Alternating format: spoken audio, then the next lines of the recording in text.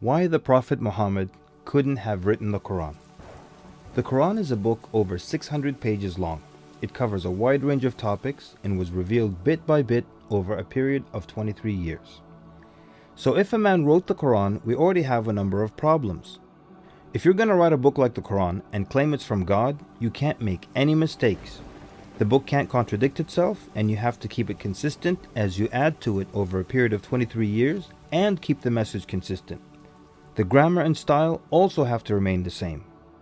If the Quran is not from God, Muhammad would have to write it himself.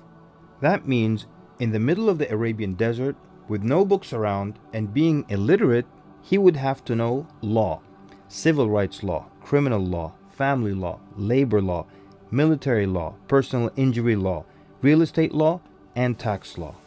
He would have to know history.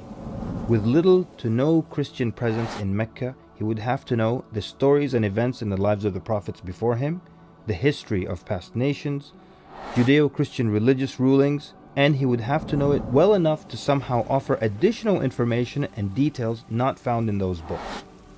He would have to know how to develop a nation, how to start a government, know about worship and purification, invent dietary laws, know psychology, about raising children, arbitration, distribution of wealth, finance, and business. In the area of science, he would have to know embryology, oceanography, about plate tectonics, cloud formation, UV rays, know about plants, mountains, bees, the human brain, the Big Bang, and the expansion of the universe. And in order to make the book complete, he would have to have knowledge of the future so he can write things that will happen in the years to come. He would have to be a time traveler in order to insert his name and mention in the Bible.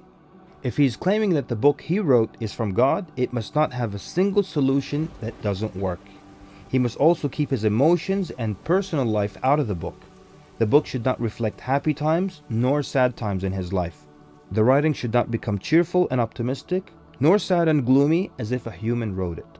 But when you read the Quran cover to cover, you can't sense when his wife died, when his daughters got married, when his grandchildren were born, when he was victorious, and when he was defeated. To anyone who examines the Quran, it becomes perfectly clear that there is no way a man in the desert 1400 years ago could have written such a book. But what if it were a committee of brilliant minds, a secret society that is in charge of correcting, updating, and rewriting the Quran over the years? Their job would be to make sure that the book appears to be accurate, has no mistakes or contradictions, and to keep updating it to agree with science and the changing world. If that were the case, then there would be other versions of the Quran. Due to edits and improvements, we would have new edited versions and old versions with mistakes. You would be able to detect different writing styles and influences from the different authors. The problem with all of that is, there is only one Quran. So one man didn't write it, and a committee didn't edit it, so where did it come from? What if clever devils dictated and influenced a man to write the Quran? The question then would be, what kind of devil calls to good behavior, worshipping God, honoring Jesus, giving to the poor, and warns of the devil? Any way you analyze the Quran, you come to a clear conclusion. It could not have been written by a committee, a devil, nor the Prophet Muhammad. Since it's impossible for Muhammad to have written it, then that means he was truthful in that it is from God. If it is from God, that means he was a genuine prophet.